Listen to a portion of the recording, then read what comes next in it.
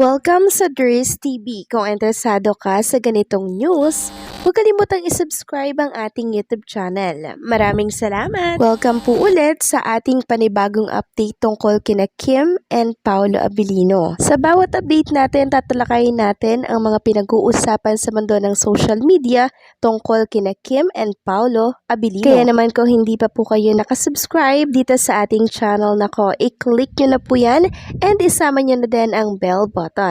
So ayun, welcome back again sa ating YouTube channel mga kakimpaw, and sa update natin ito, ang pag-uusapan natin ay tungkol sa mga importanteng kaganapan kina Kim and syempre kay Paolo Abilino.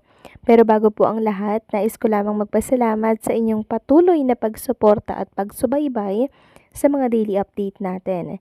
Kaya naman bilang pasasalamat, narito ang mga napili nating komento patungkol yan sa naging previous update natin.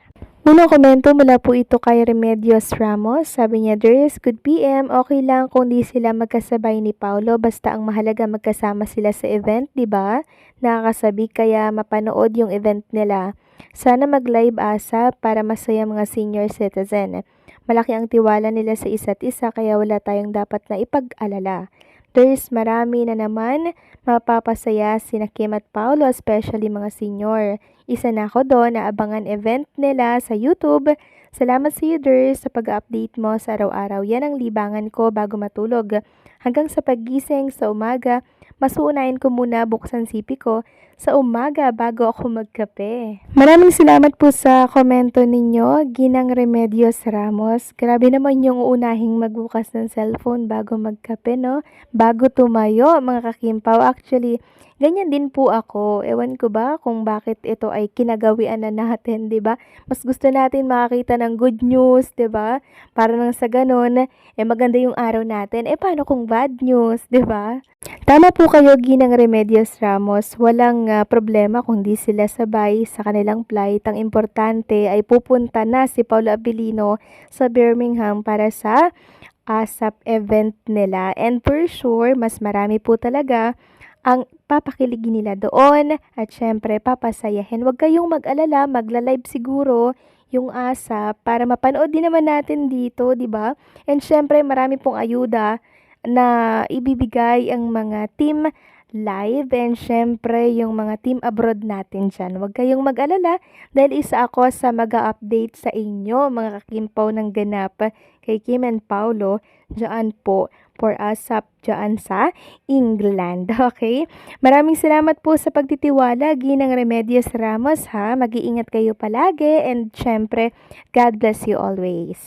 At ang pangalawang komento naman ay mula po kay Rosemary Diano. Sabi niya, nakaschedule talaga siya ngayon with Vinny. Nakita ko rin yung Vinny kanina at si Maki.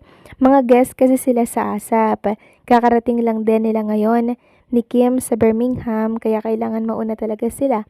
Sila Paolo naman, bukas pa yan makakarating sa Birmingham. Nakita ko, Miss Dries, malungkot si Paolo. Nasanay na rin kasi siya nakasabay sila palagi ni Kim at magkatabi. Never silang naghiwalay ng upuan. Maski nung pauwi sila ng Manila galing Cebu, although may pic na si Paolo lang ang nakita, pero sabi nung nagpicture, magkatabi sila sa upuan. Maraming salamat po sa komento, Ma'am Rosemary Diano. Nakakagalak lang po na malaman na magkatabi silang dalawa sa upuan papunta po dito ng Manila. Kasi ang nakita ko lang talaga si Paolo lang po. Tapos si Paolo lang din yung nakatag. Yun pala, katabi niya po si Chinita Princess. Yung tama po kayo, nakita ko nga po at pansin ko kay Paolo Abilino na medyo malungkot siya. Siguro hindi po talaga siya sanay na wala sa tabi niya si Chinita Princess kasi simula noon talagang nasanay na si Paolo Abilino na lagi niya pong katabi si Kim Chiu sa mga flight na pupuntahan po nila dyan sa ibang bansa or mapa-local man, diba? So ngayon talaga kailangan po kasi no na sila ay pag-separaten kasi hindi naman sila yung nag-book ng kanilang flight papunta po ng Birmingham. So maraming salamat sa komento, Ginang Rosemary Diano. God bless and mabuhay po kayo. So yun na nga, pag-usapan na natin ang mga balitang nakalap natin sa gabing ito mga kakimpaw, at unahin na nga nating pag-usapan itong si Chinita Princess na kung saan ay trending in the Philippines. Yes po mga kakimpaw, ang hashtag Kim Chiu merong 12.5k na post, and syempre ang hashtag Kimi na merong 10.3k na post. Grabe, no? Lagi pong trending si Kim Chiu And syempre, si Paolo Abilino, every time na meron po silang ganap. Talaga namang itong mga Team X natin, grabe talagang pagmamahal at pagsuporta nila kasi napapag-trending nila si Kim and Paolo Abilino. Samantalang pag-usapan naman natin itong naging Instagram story ni Paolo Abilino bago po ang kanyang flight papunta po sa Birmingham for ASAP. So, plinex po ni Paolo Abilino ang napakagandang camera niya, mga kakimpaw. Tapos, meron siyang pasay ng puso dyan. Marami nga pong nagsasabi na, nako si Paolo na ready na yung pang picture kay Chinita Princess kasi si Chinita Princess po mahilig yang mag-picture at mag-video sa kanyang mga pinupuntahan po na lugar, lalo't ibang bansa yan, di ba? So, kailangan syempre na mapicturean yung mga moment, yung mga ganap, di ba? Na talaga nang napaka-priceless. Kaya asahan na natin mga kakimpaw na yung mga ilalabas si Chinita Princess sa kanyang Instagram account or mga social media account, si Paugi po ang nag-picture noon mga kakimpaw. And ramdam ko rin po kay Paolo Abilino kanina, excited po siyang sumakay ng eroplano. Nagmamadali po siya mga kakimpaw. Para bang feeling ko gustong gusto niya nang makita ang isang Chinita Princess. Biruin nyo yun ha. Isang araw pa lang nakakalipas. Pero miss na po ni Paolo Abilino si Kim Chiu. Ramdam ko yun parang gustong gusto niya nang lumipad.